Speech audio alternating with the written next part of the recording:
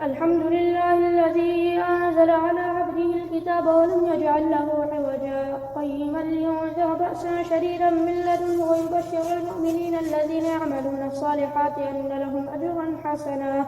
ماكثين فيه أبدا وينذر الذين قالوا اتخذ الله ولدا ما لهم به من علم ولا لآبائهم كبرت كلمة تخرج من أفواههم إن يقولون إلا كذبا فلعلك باخع نفسك على آثارهم إن لم يؤمنوا بهذا الحديث أسفا إنا جعلنا ما على الأرض زينة لها لنبلوهم أيهم أحسن عملا وإنا لجاعلون ما عليها صعيدا جرزا أم حسبت أن أصحاب الكهف والرقيم كانوا من آياتنا عجبا إذ أوى الفتية إلى الكهف فقالوا ربنا آتنا من لدنك رحمة وهيئ لنا من أمرنا رشدا فضربنا على آذانهم في الكهف سنين عددا ثم بعثناهم لنعلم أي الحزبين أحصى لما لبثوا أمدا نحن نقص عليك نبأهم بالحق إنهم فتية آمنوا بربهم وزدناهم هدى وربطنا على قلوبهم إذ قاموا فقالوا ربنا رب السماوات والأرض لن ندعو من دونه إلها لقد قلنا إذا شططا هؤلاء قوم اتخذوا من دونه آلهة لولا يأتون عليهم بسلطان بين فمن أظلم ممن افترى على الله كذبا وإذا اعتزلتموهم وما يعبدون إلا الله فأووا إلى الكهف ينشر لكم ربكم من رحمته ويهيئ لكم من أمركم مرفقا وترى الشمس إذا طلعت تزاور عن كهفهم ذات اليمين وإذا غربت تقرضهم ذات الشمال وهم في فجوة منه ذلك من آيات الله من يهد الله فهو المهتد ومن يضلل فلا تجد له وليا مرشدا وتحسبهم أيقاظا وهم رقود ونقلبهم ذات اليمين وذات الشمال وكلبهم باسط ذراعيه في الوصيد لو اطلعت عليه لوليت منهم فرارا ولملئت منهم رعبا وتحسبهم أيقاظا وهم رقود ونقلبهم ذات اليمين وذات الشمال وكلبهم باسط ذراعيه بالوصيد لو اطلعت عليهم لوليت منهم فرارا ولملئت منهم رعبا وكذلك بعثناهم ليتساءلوا بينهم قال قائل منهم كم لبثتم قالوا لبثنا يوما أو بعض يوم قالوا ربكم أعلم بما لبثتم فابعثوا أحدكم بورقكم هذه إلى المدينة فلينظر أيها أزكى طعاما فليأتكم برزق منه وليتلطف ولا يشعرن بكم أحدا إنهم إن يظهروا عليكم يرجموكم أو يعيدوكم في ملتهم ولا تفلحوا إذا أبدا وكذلك أعثرنا عليهم ليعلموا أن وعد الله حق وأن الساعة لا ريب فيها إذ يتنازعون بينهم أمرهم فقالوا بنوا عليهم بنيانا ربهم أعلم بهم قال الذين غلبوا على أمرهم لنتخذن عليهم مسجدا سيقولون ثلاثة رابعهم كلبهم ويقولون خمسة سادسهم كلبهم رجما بالغيب ويقولون سبعة وثامنهم كلبهم قل ربي أعلم بعدتهم ما يعلمهم إلا قليل فلا تمار فيهم إلا مراء ظاهرا ولا تستفت فيهم منهم أحدا ولا تقولن لشيء إني فاعل ذلك غدا إلا أن يشاء الله واذكر ربك إذا نسيت وقل عسى أن يهديني ربي ليقرب من هذا رشدا ولبثوا في كهفهم 300 سنين وازدادوا 9 قل الله أعلم بما لبثوا له غيب السماوات والأرض يبصر به ويسمع ما لهم من دونه من ولي ولا يشرك في حكمه أحدا واتل ما أوحي إليك من كتاب ربك لا مبدل لكلماته ولا تجد من دونه ملتحدا واصبر نفسك مع الذين يدعون ربهم بالغداة والعشي يريدون وجهه ولا تعد عيناك عنهم تريد زينة الحياة الدنيا ولا تطع من أغفلنا قلبه عن ذكرنا واتبع هواه وكان أمره فرطا وقل الحق من ربكم فمن شاء فليؤمن ومن شاء فليكفر إنا أعتدنا للظالمين نارا أحاط بهم سرادقها وإن يستغيثوا يغاثوا بماء كالمهل يشوي الوجوه بئس الشراب وساءت مرتفقا إن الذين آمنوا وعملوا الصالحات إنا لا نضيع أجر من أحسن عملا أولئك لهم جنات عدن تجري من تحتهم الأنهار يحلون فيها من أساور من ذهب ويلبسون ثيابا خضرا من سندس واستبرق متكئين فيها على الأرائك نعم الثواب وحسنت مرتفقا. واضرب لهم مثل الرجلين جعلنا لأحدهما جنتين من أعناب وحففناهما بنخل وجعلنا بينهما زرعا كلتا الجنتين آتت أكلها ولم تظلم منه شيئا وفجرنا خلالهما نهرا وكان له ثمر فقال لصاحبه وهو يحاوره أنا أكثر منك مالا وأعز نفرا ودخل جنته وهو ظالم لنفسه قال ما أظن أن تبيد هذه أبدا وما أظن الساعة قائمة ولئن رددت إلى ربي لأجدن خيرا منها منقلبا قال له صاحبه وهو يحاوره أكفرت بالذي خلقك من تراب ثم من نطفة ثم سواك رجلا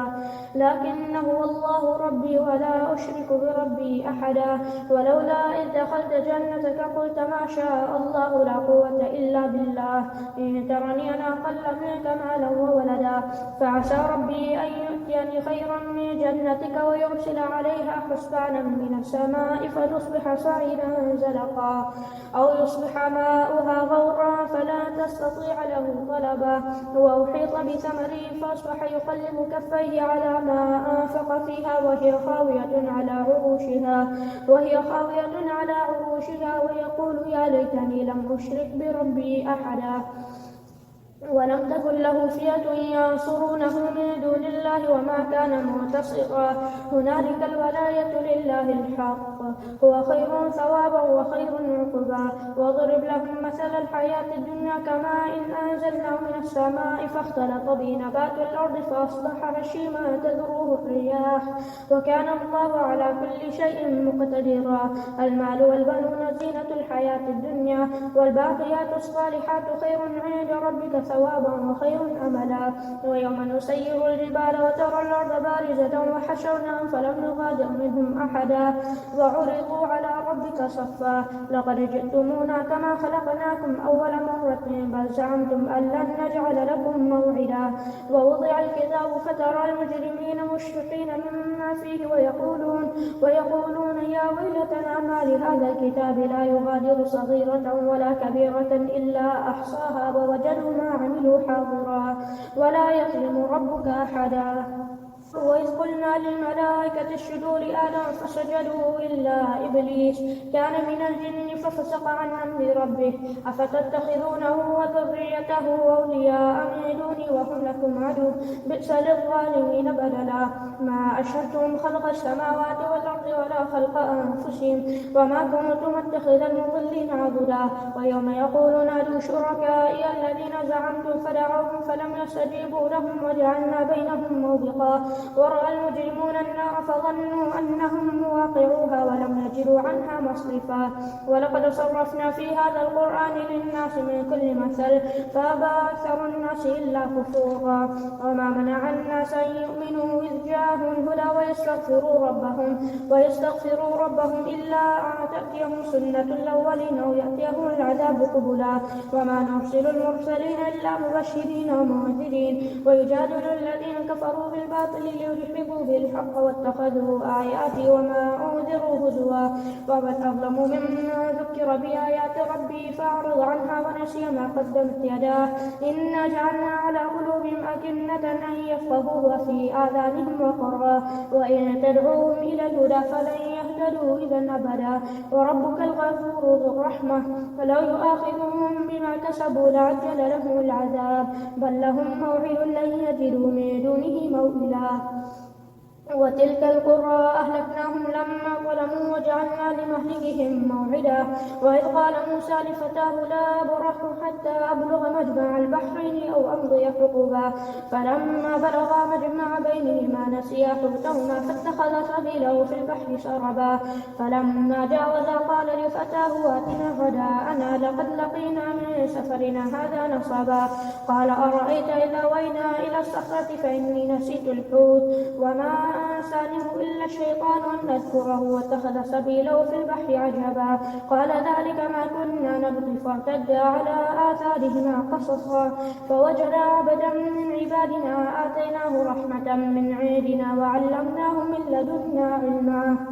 قال له موسى هل أتبعك على أن تعلمني مما علمت رشدا؟ قال إنك لا تستطيع معي صبرا وكيف تصبر على ما لم تحط به خبرا. قال ستجدني إن شاء الله صابرا ولا أعصي لك خمرا. قال فإن اتبعتني فلا تسألني عن شيء حتى أحدث لك منه ذكرا. فانطلقا حتى إذا ركبا في السفينة خرقها قال خرقتها لتغرق أهلها لقد جئت شيئا نكرا. قال لم أقل إنك لن تستطيع معي صبرا. قال إن سألتك عن شيء بعدها فلا تسأل.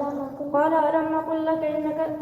أقل إنك لن تستطيع معي صبرا. قال لا تؤاخذني بما نسيت ولا ترهقني من أمري عسرا. فانطلقا حتى إذا لقيا غلاما فقتله قال قتلت نفسا زكية بغير نفس لقد جئت شيئا نكرا. قال ألم أقل لك إنك لن تستطيع معي صبرا. قال إن سألتك عن شيء بعدها فلا تصاحبني قد بلغت من لدني عذرا. فانطلقا حتى إذا أتيا أهل قرية استطعما أهلها فأبوا أن يضيفوهما فوجدا فيها جدارا يريد أن ينقض فأقامه. قال لو شئت لاتخذت عليه أجرا. قال هذا فراق بيني وبينك سأنبئك بتأويل ما لم تستطع عليه صبرا. أما السفينة فكانت لمساكين يعملون في البحر فأردت أن أعيبها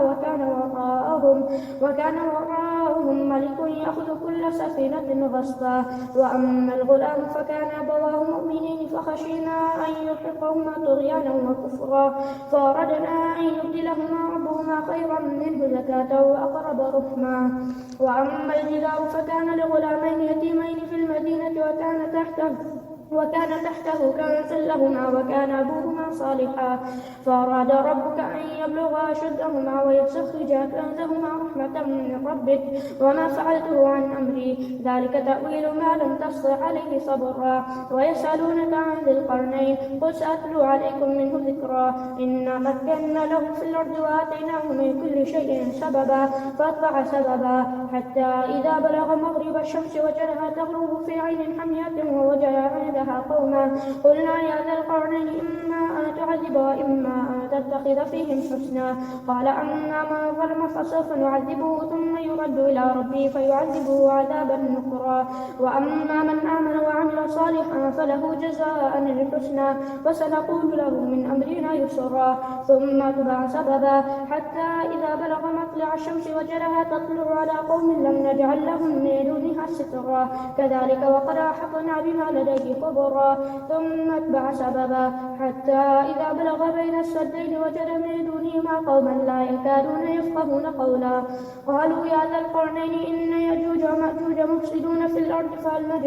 فهل نجعل لك خرجا على أن تجعل بيننا وبينهم سدا. قال ما مكنني فيه ربي خير فأعينوني بقوة نجعل بينكم وبينهم ردما.